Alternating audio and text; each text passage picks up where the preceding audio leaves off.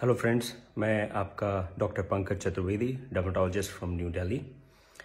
लेकिन आज मैं आपको स्किन के बारे में नहीं, कोविड-19 के बारे में कुछ बहुत ही इम्पॉर्टेंट इन्फॉर्मेशन दूंगा।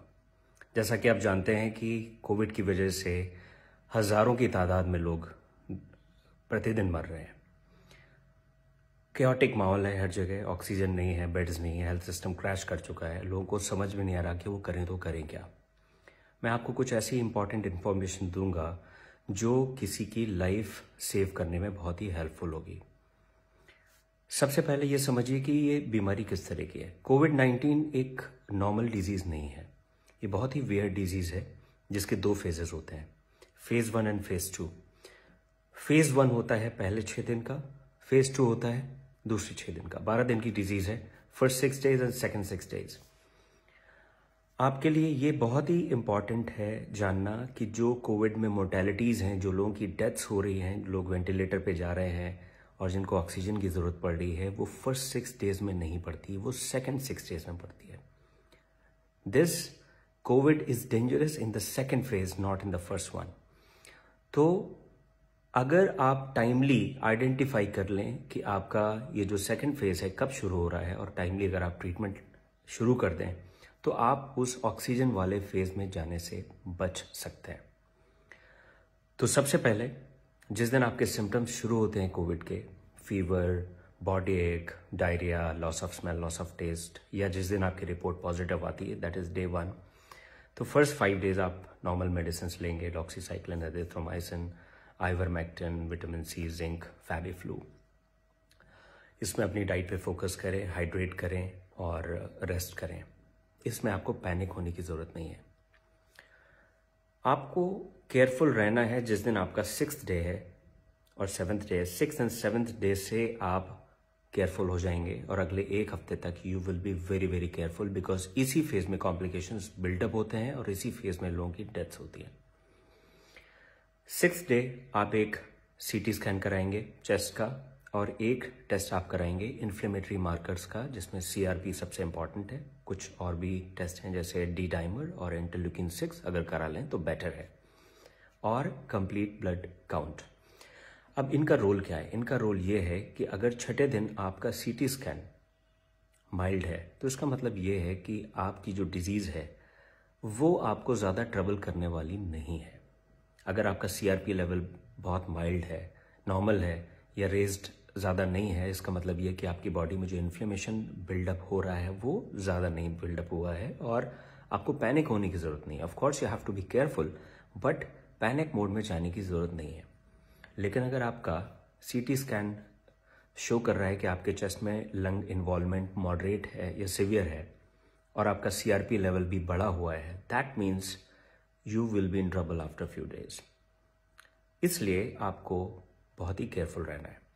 अगर ये लेवल्स आपके मॉडरेट टू सीवियर आते हैं, CRP का लेवल बढ़ा हुआ आता है, तो immediately you will consult a physician and from 6th और 7th day you will start your steroids and blood thinners.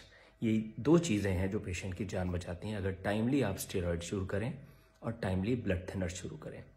लेकिन इसका मतलब ये नहीं कि आप अपने आप को सेल्फ मेडिकेट करें, क्योंकि अगर स्टेरॉइड्स आपने फर्स्ट फेज में ले लिए, क्योंकि आजकल सोशल मीडिया पे और व्हाट्सएप यूनिवर्सिटी में बहुत सारे लोग ज्ञान देते हैं कि हाँ स्टेरॉइड्स बड़े यूज़फुल हैं, और जैसे ही पेशेंट्स की रिपोर्ट आती है डे 1 से वो स्टेरॉइड शुरू कर देते हैं। That is bad.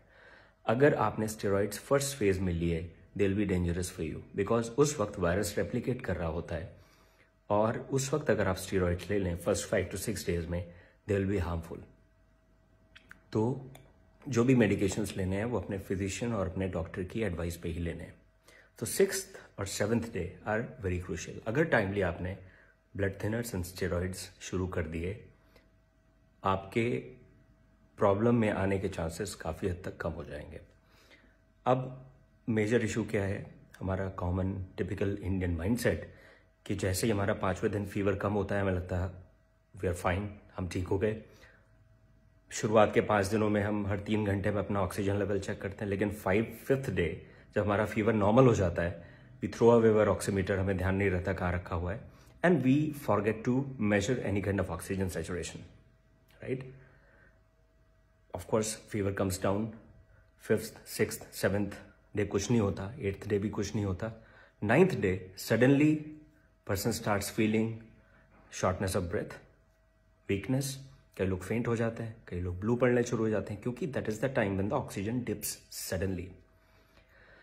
कोविड में एक मेजर इशू है हैप्पी हाइपोक्सिया। दैट मीन्स जब तक ऑक्सीजन सैचुरेशन 80-85 तक नहीं चला जाता, पेशेंट को फील ही नहीं होता, वो नॉर्मल रहता है। He starts doing his daily routine activities, उसको लगता है मैं तो ठीक हूँ। और उसको उस वक्त अगर कोई बताता भी कि आप मेडिसिन ले लो, उसको लगता है कि क्या बता रहा है मुझे, because I am perfectly fine, why should I take medical care, because I don't feel anything. But that is the time, if you check, lot of people, they have subclinical hypoxia. Their oxygen saturation is 90, 85, sometimes 80, but they're doing perfectly fine. But that is the time when we have to be very, very careful and the person needs medicine. Because उसके बाद का जो phase है जिसमें oxygen saturation और down जाता है, there is sudden deterioration of the patient. उसके बाद ऑक्सीजन की जरूरत पड़ती है, then you start panicking कि ऑक्सीजन सिलेंडर मुझे चाहिए, मुझे ऑक्सीजन चाहिए। We know that we are having short supply of oxygen. Oxygen demand बढ़ी है। Overnight we can't produce 20 times, 50 times more oxygen. No country can. So after 6th day, you will check your oxygen saturation every 2 hours. हर 2 घंटे पे आप अपना oxygen saturation check करेंगे। कैसे check करेंगे?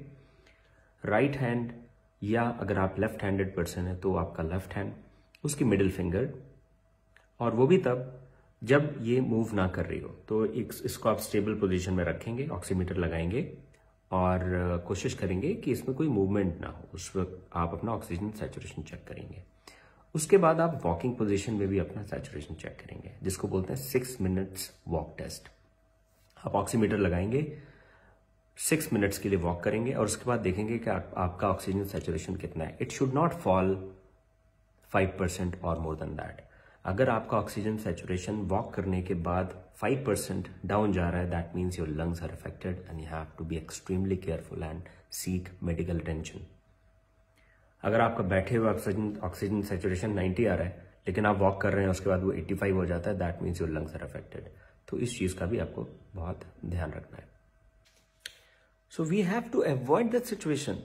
हमें उस कंडीशन में पहुंचना ही नहीं कि हमें ऑक्सीजन की जरूरत पड़े, बिकॉज जब आप स्टेज में पहुंच जाते हैं तो ऑलरेडी डैमेज हो चुका होता है। काफी हद तक रिकवर होने के चांसेस 50-50 होते हैं। आप बच भी सकते हैं, आप नहीं भी बच सकते हैं। तो आपको उस स्टेज में पहुंचना नहीं है। You have to prevent that situation and you can only prevent by identifying the timeline of COVID and taking proper measures right from day 6 और day 7, right? If you'll do that, most probably you will sail through, most probably आप बच जाएंगे और अपने आसपास जो भी आपके रिश्तेदार हैं, जो भी आपके फ्रेंड्स हैं, फैमिली मेंबर्स हैं, उनको भी आप बचाने में हेल्प करेंगे। फ्रेंड्स, ये जो वक्त है, ये जो समय है, वो है एक दूसरे की हेल्प करने का। मैं एक डर्मेटोलॉजिस्ट हूँ, but still I am making this video so that I can make you aware.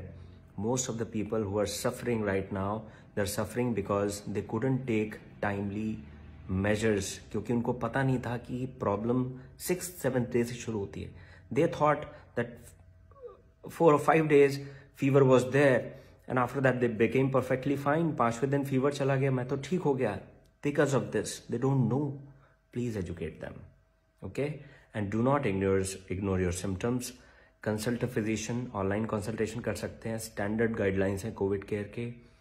And panic में ना रहें। अगर इन चीज़ों को आप फॉलो करेंगे, most of you will be fine. Take my words. Thank you.